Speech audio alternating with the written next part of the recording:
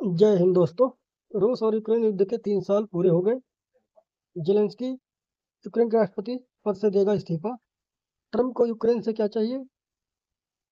क्या ट्रंप और Putin Zelensky के शर्तों को पूरा करेंगे? आप देख रहे हैं इंडियन लिस्ट न्यूज। चैनल को लाइक करें, शेयर करें और सब्सक्राइब करें। आइए जानते हैं पूरी खबर। खबर ये आ रही है यूक्रेन से। यूक्रेन के राष्ट्रपति वोलोदिमीर जेलेंस्की एक प्रेस कॉन्फ्रेंस में संडे को पत्रकार को जवाब देते हुए कहा कि अगर मेरे इस्तीफे देने से यूक्रेन में शांति आती है तो मैं इस्तीफा देने के लिए तैयार हूँ।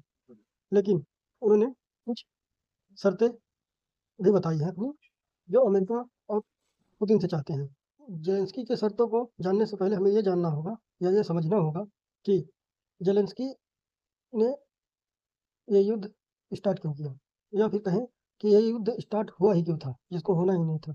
ऐसा ट्रंप भी कह चुके हैं कि ये युद्ध होना ही नहीं था।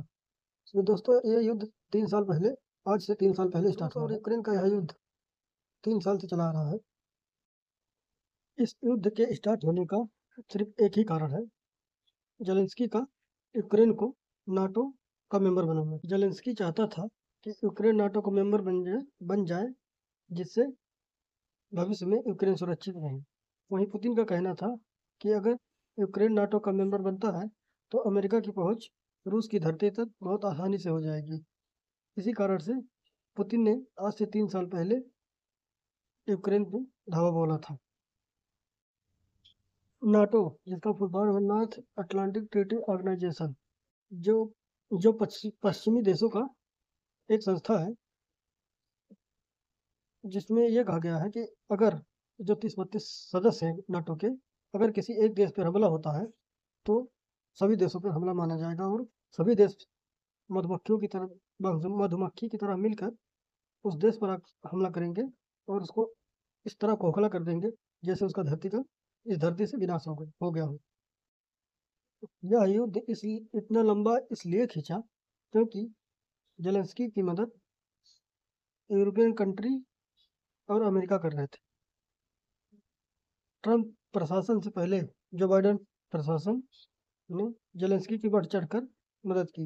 लगभग $350 बिलियन दिए, हथियार दिए, गन दिए, गोला बारूद दिए, जिससे जेलेंस्की अब तक लड़ रहा था। लेकिन ट्रंप के आने के बाद मामला उल्टा पड़ गया।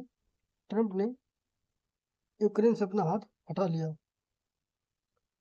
ट्रंप का कहना है कि जेलेंस्की ने जो रेयर प्राकृतिक संसाधन थे उसका दोहन करने से इनकार कर दिया है। ट्रंप एक बिजनेसमैन है और वो चाहता है यूक्रेन से रेयर प्राकृतिक संसाधनों का दोहन, जो यूक्रेन में बहुतायत मात्रा में है, जबकि जेलेंस्की उसको देना नहीं चाहता है। दोस्तों, अभी तक सारी यूरोपियन कंट्री या अमेरिका यूक्रेन का मदद क्यों कर रहे थे? सिर्फ एक ही वजह से कि उन वो रेयर प्राकृतिक संसाधनों का जो यूक्रेन में है उसका दोहन कर सके। लेकिन ट्रंप यूक्रेन से अपना सारा ध्यान हटा के इंडो पैसिफिक रीजन पे लगाना चाहता है, क्योंकि इंडो पैसिफिक रीजन में चाइना का प्रभाव बहुत तेजी से बढ़ रहा है और ट्रंप यह नहीं चाहता कि आने वाले समय में चाइना उसके लिए इंडो पैसिफिक रीजन में खतरा बन जाए, क्योंकि इंडो पैसिफिक रीजन से बहुतायत मात्रा में व्यापार होते हैं। आइए जानते हैं, जो कल यूक्रेन में यूक्रेन के क्यू में जेलेंस्की ने प्रेस कॉन्फ्रेंस किया, उसमें मीडिया हाउस से उन्होंने क्या डिमांड रखी है।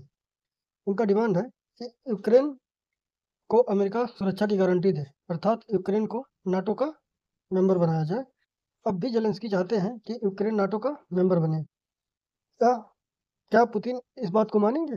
क्या आपको लगता है आखिर जेलेंस्की क्यों यूक्रेन को तबाह करने पे तुला है? इसीलिए ट्रंप ने उसे एक तानाशाह और कॉमेडियन कहा था।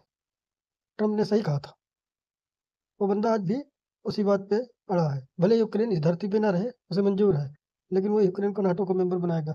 जबकि वर्तमान समय में ट्रंप ने नाटो की प्रासंगिकता को कम कर दिया है, क्योंकि वो जितने भी यूरोपियन कंट्री हैं उन पर टैक्स लगा रहे हैं, उनको डिफेंस में अपना बजट बढ़ाने को बोल रहे हैं और कह रहे हैं कि हम तुम्हारे साथ क्यों लड़ेंगे, हमारा तुमसे क्या फ़ायदा है। ट्रंप का ट्रंप वहीं लड़ेगा दोस्तों जहां ट्रंप का फायदा होगा या अमेरिका का फायदा होगा। अब देखते हैं इस पर पुतिन और ट्रंप क्या जवाब देते हैं। बने रहिए हमारे साथ।